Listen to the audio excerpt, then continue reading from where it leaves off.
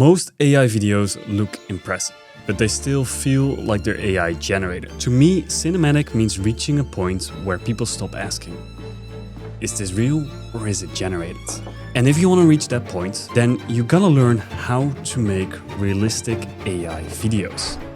And you've come to the right place, because in this video, I will break down my entire workflow step by step. Part 1. To make cinematic videos, you need cinematic images. The biggest mistake I see people making is putting all their effort in generating the videos. Most of your effort should be in generating your image, because that will be your reference, basically the ingredient for your cinematic video. When I make these kind of videos, I spend 99% of my time perfecting my images. It is all about concepting, storyboarding, getting the right shot, and feeding that image into a video generator. When it comes to generating cinematic images, there are three main tools that I'm using. We have Nano Banana Pro, that is the original model that I have been using for a while, and now we have Nano Banana 2 that just came out. Besides that, I'm also using a tool called Higgsfield Soul. I kind of reverse engineered that tool, and I will show you in this video what I mean by that. Now, if you want to try this out yourself, I will leave a link to Higgsfield in the description down below, because there you can access all of the tools that I'm about to mention, including Cinema Studio, which is insanely useful for making cinematic shots. Before we go even more in depth, let me first explain what makes an image look cinematic. First, we have the lighting. Take a look at this image. The lighting is flat and it doesn't look that appealing. If we now prompt it and apply some cinematic lighting that has motivation, direction, it creates shadow, contrast, highlight, and even some depth, then we get a shot like this. Lighting is an insanely important aspect. On film sets, you have entire lighting crews trying to light that perfect shot. Next up, we have composition. This might get complex really quick, but let me just show you this image. You see, your eyes have no idea where to look. You see the people, you see this guy on the bench, and then you have this guy at the forefront. But still though, like, your eyes are drawn somewhat to the center. If you have no idea where to start with your composition, let's apply the rule of thirds. Basically what it means is you turn your frame into a 3x3 grid. You want to make sure that you place important subjects on these lines. Or if you have key focus points, you want to keep those at that intersection. Now the question is, how can you actually apply this in your images? You simply prompt for having it slightly off-centered. Or if you want to be more specific, you can prompt it, the subject is positioned left third of the frame. You can also use leading lines as a composition guide. For example, right here, we can see that it draws you into the bridge. Next up, we have depth. Like I said, with lighting, you don't want to have a flat looking image. Like an image like this is not that appealing. But if we want to create depth, then we want to add things to the foreground, to the background, and also to the midground. Lastly, we have color, and this is a powerful one because your generation might be really good, but you might not like the colors. You can simply prompt it to be changed with those colors. And now we have a cinematic looking shot like this one. All of that might overwhelm you, especially if you're just getting started. Luckily, there are tools for this. So in this video, we will be using Higgsfield Soul and Nano Banana 2 for this to make our images look way more cinematic. Keep in mind, you want to master images first before you move on to videos. So how do I generate my cinematic looking images? Basically what Soul 2 is, it's a way more cinematic looking custom model of Nano Banana. I don't know what they've done to it. I tried reverse engineering it and I will show what I learned in this video, but it's actually pretty cool. Now with Soul 2, if you selected this here, then you can have a few custom things. So first up, we can use different styles. So this is pretty cool. We can use these different styles like a 2000 brands, subtle flash, street photography, Asian nostalgia, all kind of cool things, which will get you totally different results. If you combine that with a bit of Nano Banana and a bit more prompt engineering, then you get cool shots like these ones. The important thing to know here is it's not just the aesthetic, it's also the perfect character consistency. consistency. And that's what we try to achieve with Soul 2. Now to get that, what I did is over here at character, you can make your very own character. So if we take a look at mine, then we can see that I have trained this on like 70 different images of me. Literally, I asked my friends to just take a bunch of photos of me and have different expressions, different angles, side angles, all of that. So I can throw that inside of Higgsfield Soul so it understands what I look like, how I look. But if you don't have that, or you simply don't want to generate a character of yourself, then you can also do that of any other type of character. Let me introduce you to Veronica.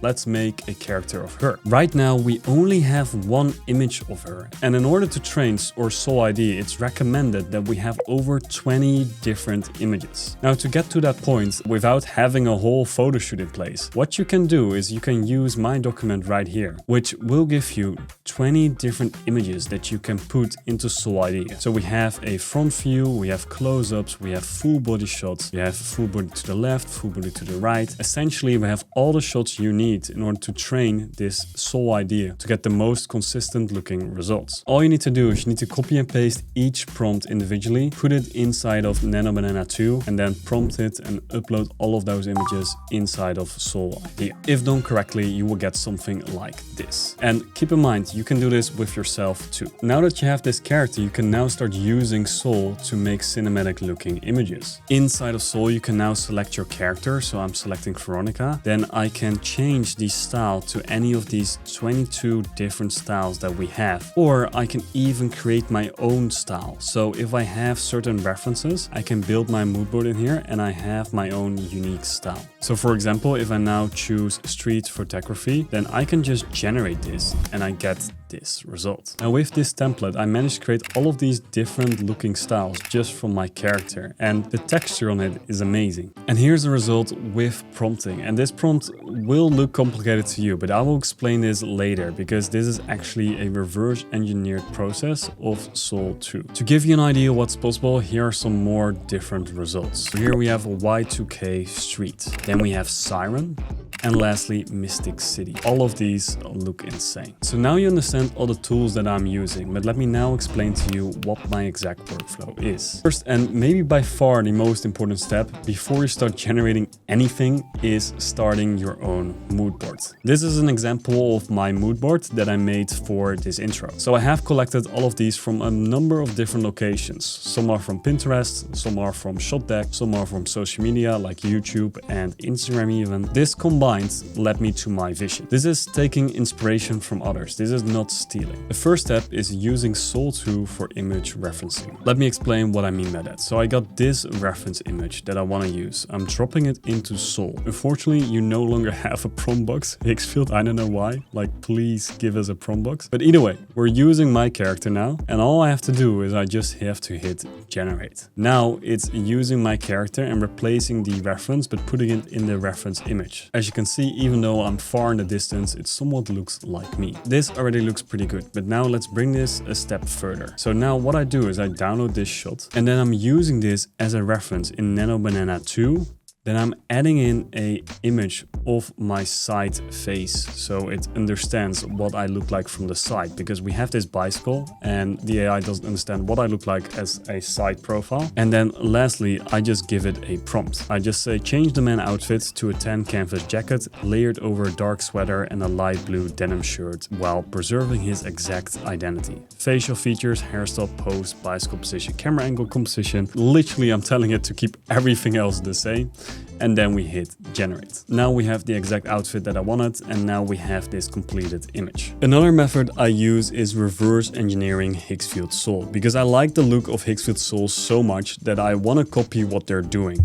And I don't know if this is supposed to be happening, and I don't know if this will get me in trouble, but if you're generating anything using Higgsfield Soul, it leaves behind the prompt that it is using. So we can use this in our own images. And let me show you how I do that. So let's try try and recreate this image using this method. I found this shot on Pinterest and I find it an interesting shot, so I took a screenshot of it. This will be our reference. I'm putting it into Soul 2. Then I'm gonna add in my character, which will be Veronica, and then all I'm doing is just generating this. Higgsfield just gave me the exact prompt that they used to get this result. So we're gonna copy this, steal it. I hope I don't get in trouble, but now we can use this. And because this result is not quite what I had in mind, let's go back to the drawing board and start over from generating our image. So we delete the reference image, we paste in the prompt that we just copied, then we still use Veronica, and now let's change this up and try out some different things. So we're gonna use a different style. For this one, I'm going with digital camera. Now we hit generate and here's our result. Now for the final touch up, and I know it might be getting complicated here, we're gonna use this again as a reference, and then we're gonna remove everything. We're just using this as a reference. Then we're gonna use Nano Banana 2 for this, and now we're gonna paste in our prompt, and that is have the woman wear a ruined, once beautiful, expensive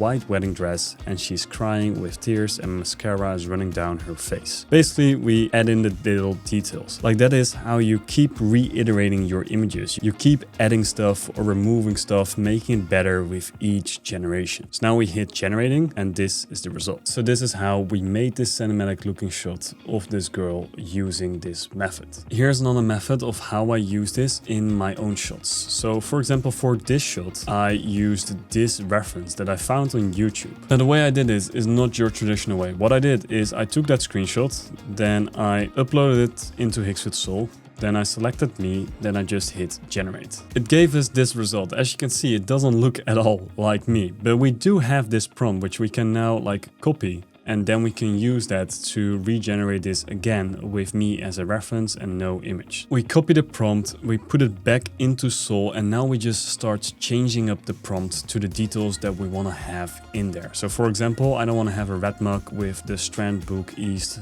1927 New York City, but I want to have a mug with best creator ever. Essentially what I did is I changed up the prompt to match my style, so that is like describing that I'm a man, that I want to have a blue mug in there, and then I keep everything else the same. So then we hit generate and that gets me this result. If we compare this to the intro, then you can see that there's one more trick that I applied to make this look even more dreamy and cinematic. I will tell you what it is in a minute. Let's now move over to making cinematic videos. Now, most of the factors we already covered in the previous section, but for scene generation, the secret ingredient to making it look cinematic and making it look real is emotion. Adding emotions in our scene is what makes it relatable to the viewer. Before generating a scene, always think to yourself, what emotion should my viewer feel? And if you know how to successfully achieve that, then you've done a good job. Now, there are several things that you can play around with to achieve that. First, we have the color. For example, the color red can be done for scenes that are emotionally charged, like angry or really sad or intense situations. Then we have blue for calmness and for isolating scenes. Then we have camera directions you can play with. For example, zoom ins can add in intensity, while zoom outs can give you emotional distance. The last thing we have is speed of some scenes, especially in AI, and good looking AI is all about using the right sense of speed. So there's some editing that comes into play at manipulating that speed,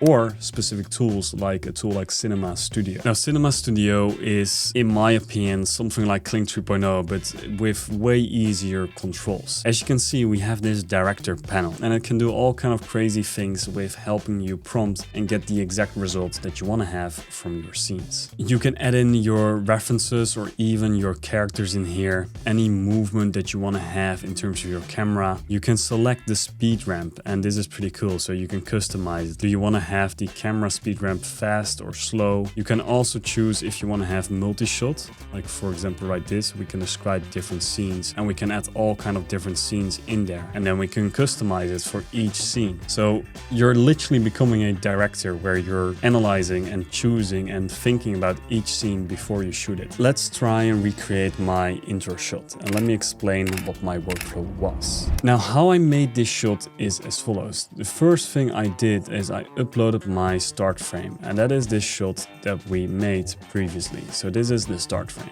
Then what I did is I selected my character, and that is me. So I'm just going to use me.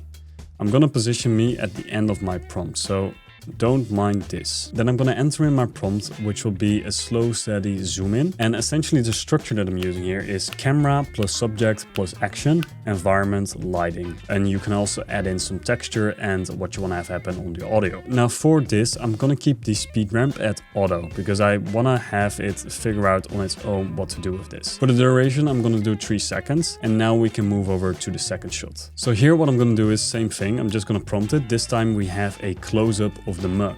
So this close-up will be just of the mug. That's why I'm also keeping the speed ramp at medium. So we're not doing anything with that speed ramp or anything with the camera. Then we add in one more shot and we click on that. And now we can add in our last detail. For the last one, we have my prompt again, where we have me basically taking a sip of the mug and then we are gonna hit generate. The only downside about this is Higgsfield Cinema Studio 2 takes a bit long in my opinion. After waiting for a few minutes, this is the result that I have. As you can see, this third shot is not looking pretty. And that is why what you want to do is just generate it again. So now I generated this one more time and I got this shot. Now this looks way more like me. So I can use this shot now and I just have to make a cut in my timeline. Now I did the same thing for a bunch of other shots, and after doing all of that, then you get all of your different results. The final part is putting it all together in your editing program. The first step I do is I import all of my clips and I arrange them in the exact position that I want to have them to have. Then next up, I'm gonna make some quick cuts. So anything that's way too long, any mistakes in the generation that I don't want to have in my scene, I just cut them off and then I have my trimmed down version. Then I'm adding in some overlays and this is super underrated. Now what this will do is if you have this shot like this, if I add in this overlay like that, then it looks way more cinematic. To achieve this look, you want to add in a luma key or a Gaussian blur effect. I use this on Premiere Pro. I'm not sure if other programs will have it. If you do some research, I'm sure you will find it. As you see, it requires quite a bit of work to make these cinematic looking videos. Now, if you're doing all of this yourself, it's a lot of fun to get into. Like this hobby to me is where I spend most of my time in it. If you want to try this out yourself, I would highly recommend using a tool like Higgsfield so you can play around with these cinematic tools and actually make cinematic looking videos. Click the video on the screen right now if you want to learn more about how to use AI for cinematic filmmaking.